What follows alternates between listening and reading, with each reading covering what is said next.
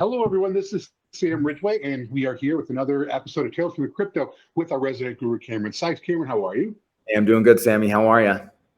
I'm doing great myself. Thanks for asking. And today we're going to touch on NFTs and how they could be changing sports, as well as some other headlines in the crypto market. But before that, Cameron has a disclaimer that we need to probably read so we don't get our asses in a ring. So, Cameron.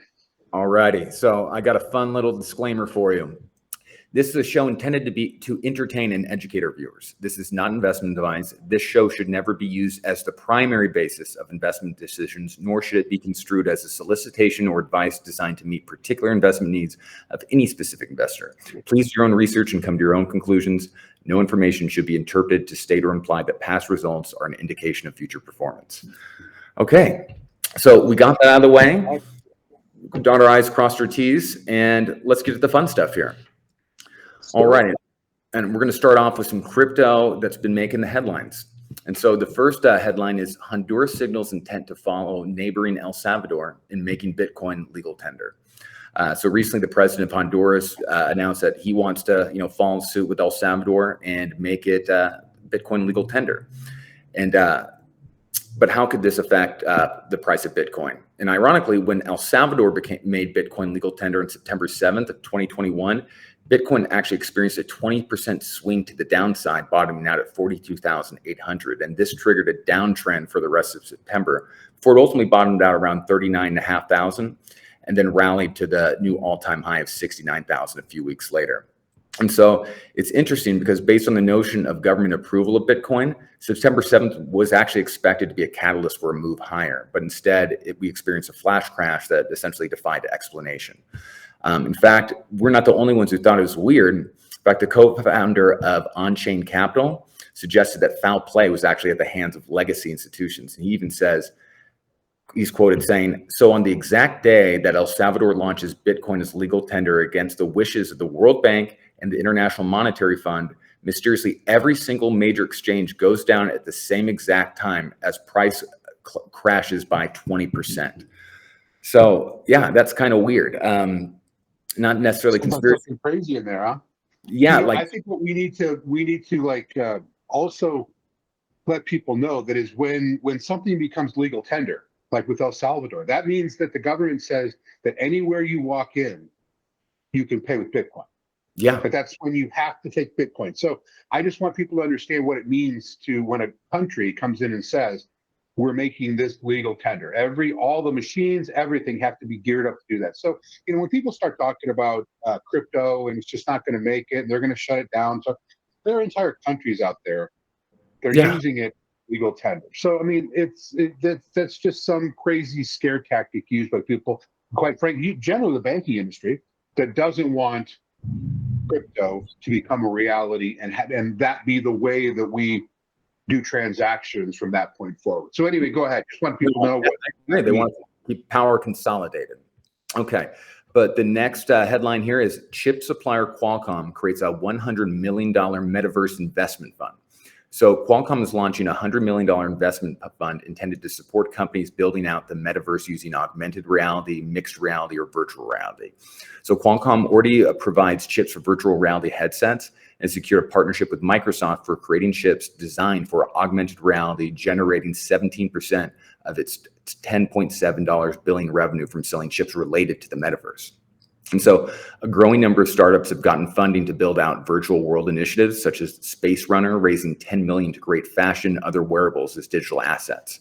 So companies like entertainment conglomerate Disney have made moves to grow their metaverse, and an increasing number of firms are filing trademarks related to selling items in the virtual spaces. So it looks like a lot of big companies out there you wouldn't necessarily think were involved in crypto or the metaverse space. They're slowly starting to trickle in. So anyone who says Bitcoin is bullshit and isn't lasting, well, crypto's not going anywhere. All these big companies right now are investing all their resources into the metaverse and other crypto-related projects because they have to. If you don't do it, you're just basically going to fall by the wayside. So you're seeing a lot of big money embracing this, and I think we have a lot more of that to come.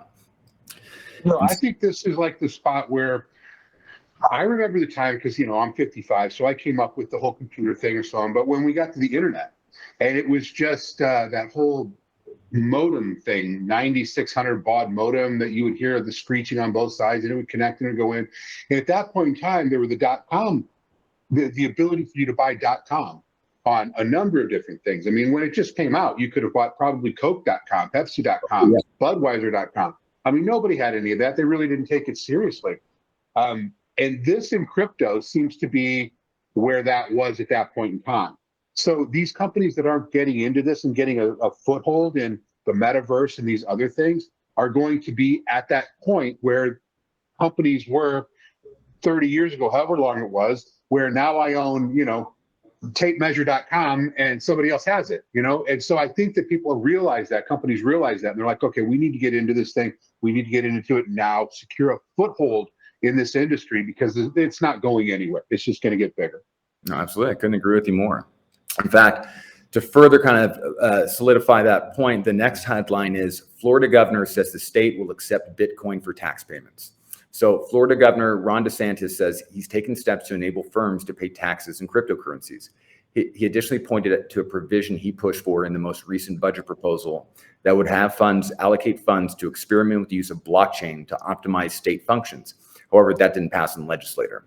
And so, yeah, it's not just other, third world countries out there doing it. It looks like there's actually, people out here are trying to push for this to be considered legal tender in states and be used to be able to pay taxes and whatnot. And so, ultimately, I think that's going to happen. I think, what DeSantis is doing, that's going to catch on. I wouldn't be surprised within the next year or two, fully, people are going to be paying their taxes in Florida with Bitcoin, or at least have the option to, and probably a lot more states too.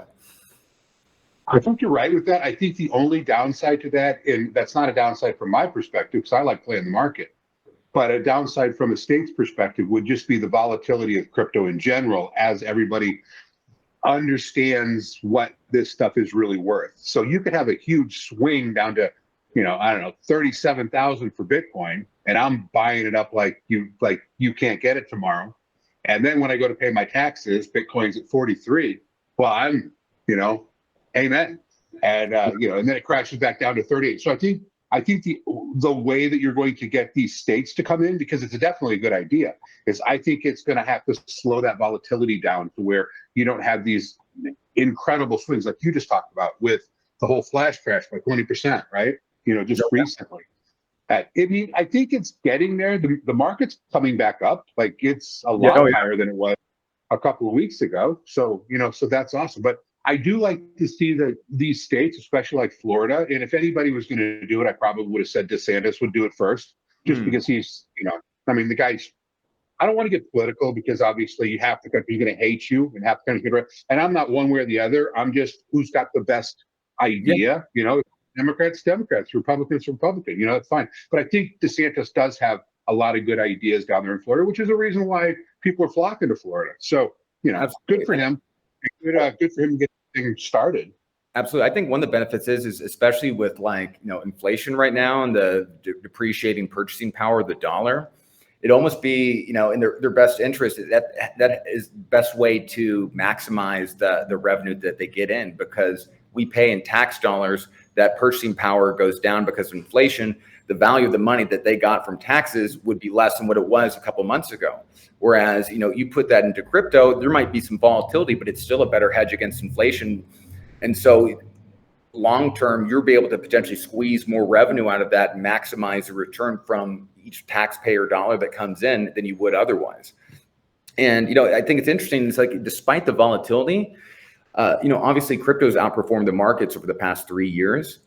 And one of the big things that people say is that, crypto is very volatile. What's actually really interesting is that, yes, it is more volatile. But what I found the most fascinating was that it actually had a higher return per unit of risk than, so even if you average out the risk on there between the equity and crypto markets, all else the same, crypto is still actually outperforming it per the amount of risk that you take to do that. And so it's more volatile, but still nonetheless, it's still actually generating better returns in equities over the last 3 years. And nobody's out there printing trillions of dollars in crypto. Right. You mean what's frustrating as a consumer is when the government can go in and do whatever the hell they want to do, and it devalues your money. Like Yeah. my dollar from a year ago is now worth 80 cents or 70 cents, right? I had nothing to do with that. That was nothing that I did. That was the government going out saying we're going to spend more money than we have, which is never a good idea, and printing trillions of dollars and giving it away to people for absolutely no reason whatsoever, in my opinion. And here we are, right? Here we are with inflation. Here with gas prices at $7 in California or wherever it is. God knows where it is today. And It's all of this yeah, is not cool. manufactured, right? It's manufactured by the government. And again, this isn't a conspiracy theory. If you print trillions of dollars and give it away to people, you're going to have more money in the system, and the price is going to go up. That's simple economics. Yeah, yeah. By printing more money, the sum of all that money remains the same. It's just each individual unit of money is worth less. And so, yeah, you just can't be printing out that and expecting, it to be a good thing for that unit of currency. And so really, I think ultimately it's going to be a no-brainer. Ultimately, crypto is going to be accepted as a form of payment for, taxes and basically anything you want to buy. And it just makes what do you think the government does? What do you think the government does when you have crypto, right? There's 21 million Bitcoin, I think, something like that, right? What does the government do when it runs itself into debt, like it's so good at doing, and it can't go print more crypto, and crypto is the currency? System just has to change. Yeah. So that's a story. That's a conversation for a different It's episode. I think that'd be a great conversation. What does the government do when it can't print off trillions of dollars because crypto is now the currency? So anyway, I don't want to stop it. But I'll kind of go off on that a little bit. I think ultimately they're going to have to not just be accepting they'll have to essentially be accepting all forms of crypto. And essentially the way things are going right now, there's money and investment vehicles are two entirely separate things. Ultimately, where it's going, money investment vehicles are going to basically merge into a singular medium. Everything's going to be tokenized, and basically be liquid. So you're going to be able to exchange everything. And ironically, we'll go from when we're caveman, like our first systems of commerce, we're bartering, we're trading items and goods. And then we go into all right, here's a single currency, we change. Then ultimately now it's going back full circle into where you're going to be accepting more or less bartering different currencies, trading those amongst each other of equal value in order to, pay for things. Yeah.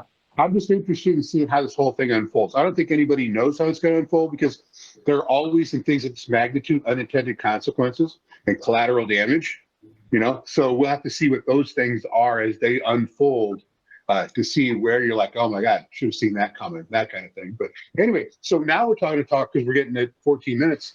Now we're talking about how NFTs, you said, are going to change the sports industry. Yeah, in fact, there's a recent headline was NFT funded racing aims to disrupt sports sponsorships. So German racer Laura Marie Geisler created agency Amsterdam Berlin, an NFT startup Unblocked partnered up to launch the first non-fungible token or NFT funded motorsports team. So named after the driver herself, the LMG racing team has decided to forego external sponsors to fund Geisler's race team by way of NFT sales.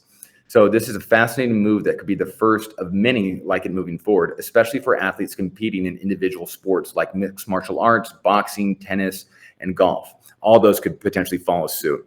What I think is really interesting is that the fact that I could see not just individual athletes using this for sponsorship, but I could see this as a means for sports franchises to fund certain projects. In fact, I think we could see NFL teams use NFT strategies to go fund, stadium developments. Because typically now you'll go see if a team wanted to have a new stadium, they go and pass a bill, and then that bill gets basically passed to the taxpayers, and taxpayers have to go pay that and pay for that stadium, and that's kind of bullshit. They shouldn't be having to do that. And so, but you could go, an NFL team could go and do an NFT collection and use that to fund, a new stadium. And so I think we're going to be seeing plays like that. It's really going to change a lot of things in sports. I mean, don't you imagine seeing the Los Angeles Rams going to we want a new stadium, and this would be a $3 billion NFT sale, and it's probably going to come. NFT holders will be Therefore, those are going to be the ones who are going to be able to go to the games, have tickets. So like to fund the stadium, you buy the NFT and that gives you season passes and that type of thing. And so those would probably have to be the actual perks and incentives to the NFT holders in order to fund the projects. And so I think it's a really interesting direction that things are going. If the team can come in and all they need is the land and the permits in order to do the stadium, that kind of thing, again, without being beholden to the city itself for allowing them to pass on that cost to the taxpayer, kind of brings a different dynamic to it. It's almost like the fans own the thing. Yeah, I mean, like, think about like if there's a $2 billion stadium project, what that would cost an individual taxpayer. And then instead of making them pay for it in taxes, being forced to without any other choice, you're like, oh, you could buy an NFT for what would roughly be the same total cost of all the taxes you be paying for this thing during its development. And that gives you access season tickets, or that gives you exclusive, privileges like being able to get into the locker rooms, meet players, autographs, merchandise, etc. And these teams are basically being self-funded enterprises and doing it via NFT sales. This headline is Yuga Labs raises $450 million at a $4 billion valuation. Yuga Labs has raised $450 million at a $4 billion valuation of funding round led by Andreessen Horowitz. The creators of the Bored Ape Yacht Club will use this money partly to build its own metaverse named The Other Side.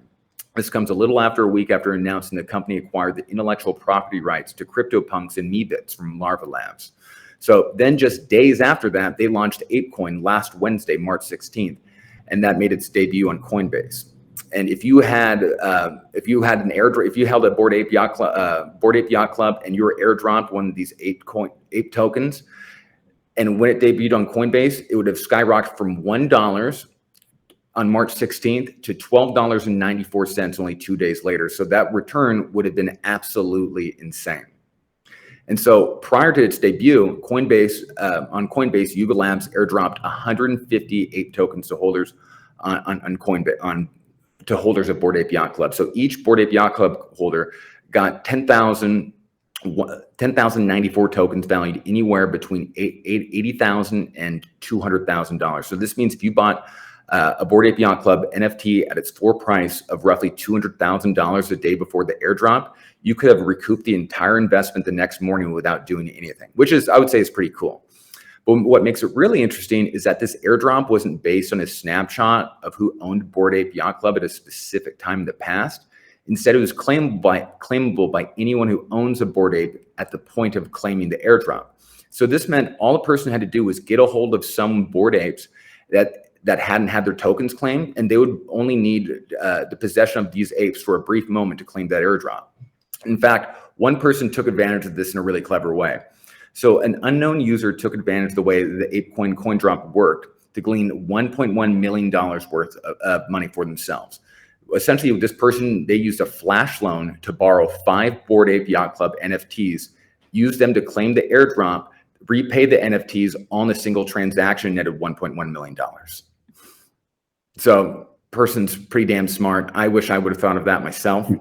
But yeah, no, pretty crazy. I mean, a $4 billion valuation for Bored Ape Yacht Club, debut on Coinbase. They shoot up, basically. They make 100x. They make over 100x in the span of 48 hours.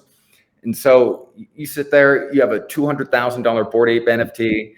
You go and just get airdropped additional ape coins worth up to $200,000. Then within 48 hours, the value of those 100x.